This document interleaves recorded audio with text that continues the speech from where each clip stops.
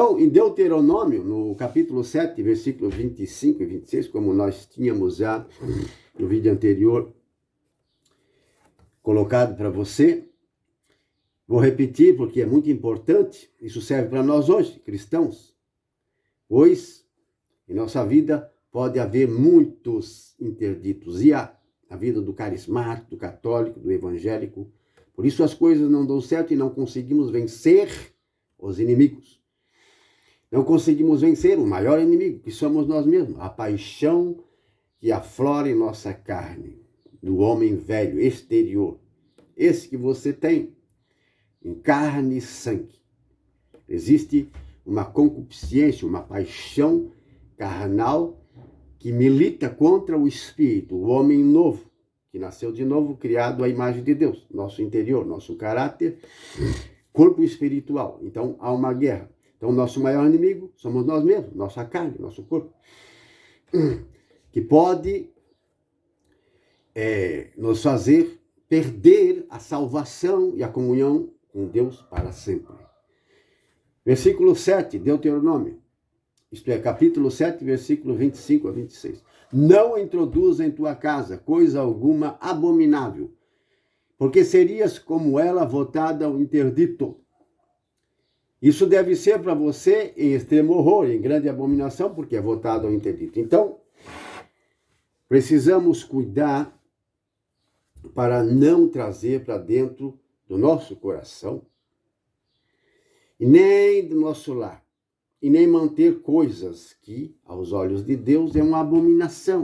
E são muitas as coisas que estão no lar do crente, do evangélico e do católico, que é uma abominação, mas ele não consegue aceitar, como Saul, não consegue aceitar, não consegue receber como uma demonstração, um conselho, o que estamos falando. Acha e pensa, ou até tem certeza que isso não tem problema, não tem nada a ver, devemos ser felizes, isso não é pecado, aquilo também não. E continuam com uma vida amaldiçoada. Uma vida sem a presença de Deus, sem a santidade de Deus. Mas uma vida derrotada.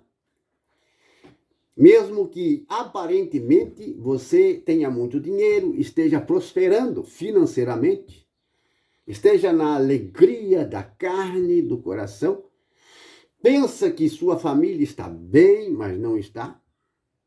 Estão encaminhando ou se encaminhando para a condenação, para a morte eterna, a segunda morte, o lago de fogo.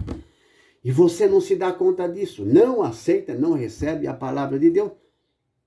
Que os pregadores verdadeiros, os verdadeiros irmãos na fé, estão alertando, falando, aconselhando.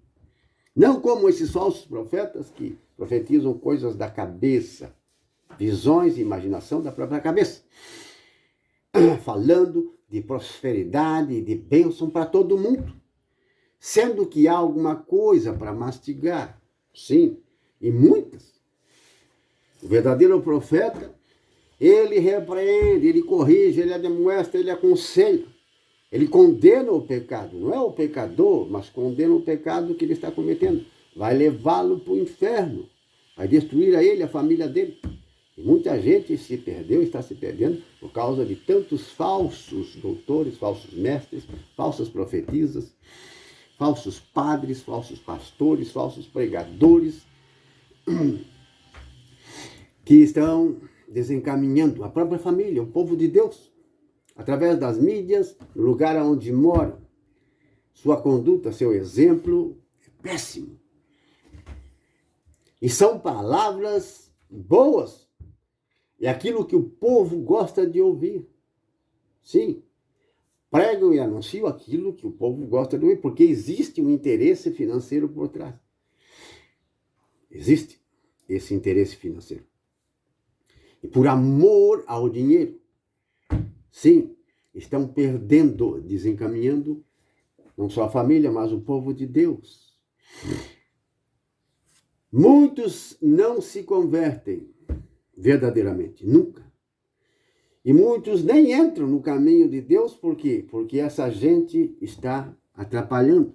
Eles vão se perder e aqueles que são seduzidos por eles também vão se perder. Os sedutores e os seduzidos. Porque a pessoa passa a ser como eles. Um falso evangélico, um falso católico, um falso cristão. Por causa dessa gente. Profetiza coisa da própria cabeça. Estou pregando e ensinando a você para que você remova o interdito que está na sua casa, na sua vida. E esse interdito, eu posso citar alguns exemplos, e vou citar alguns exemplos aqui, porque se tiver esses objetos, essas coisas na sua casa, algumas dessas que eu vou citar, entre outras, são milhares de coisas que estão aí dentro do computador, da televisão, do celular, e são instalados no coração como uma idolatria, como disse o profeta Samuel a Saul. O pecado de desobediência à ordem de Deus é como o pecado de idolatria. Às vezes o crente acusa o católico de idólatra. E o católico, o crente, como se fosse uma falsa religião e não fosse de Deus, e que se não for católico vão se perder, e por isso e por aquilo, estão divididos. Católico contra católico, crente contra crente, e um contra o outro, e há uma confusão, perturbação por causa da interpretação da palavra de Deus, por causa das traduções da Bíblia. Falta de conhecimento, discernimento, de consagração, santidade na vida. Por isso, não entendem, não compreendem. Falando assim, não estou dizendo que eu sei tudo, sou melhor do que você ou que qualquer um, não. Mas o que eu estou pregando, estou falando, é sobre a inspiração de Deus, e eu não gravo nada, não prego nada aqui na mídia, sem antes receber de Deus essa graça, neste assunto, esta palavra que estou pregando. Não conheço tudo, não sei tudo, mas o que Deus ilumina, eu preciso falar. Porque a palavra de Deus é como a chuva, ela cai na terra e não volta para cima, lá para o alto, sem antes produzir os seus efeitos. Irmãos e irmãs, o que aconteceu ali em Gálgala, Gilgal, lugar onde Samuel foi se encontrar com Saul, naquele exato lugar, quando o povo de Israel saiu do Egito e perambulou por aquele deserto cerca de 40 anos, aonde morreu aquela geração que pecou contra Deus, a maioria deles, e seus filhos e netos que nasceram no deserto eram incircuncisos. Então, quando eles atravessaram o Jordão a pé enxuto, adiante da arca do Senhor, foi o primeiro lugar de acampamento do outro lado do Jordão. Esta cidade, este lugar, recebeu este nome naquele dia por Josué e as autoridades de Israel. Gilgal, Gálgala, Galeed. Sim, esse nome, o lugar da reunião, porque Deus disse, aqui eu vos tirei o opróbrio do Egito. O significado desta palavra, ali onde se reuniam. E foi o primeiro lugar aonde eles fizeram a primeira Páscoa na terra prometida. Primeira Páscoa, onde deixou de cair o maná.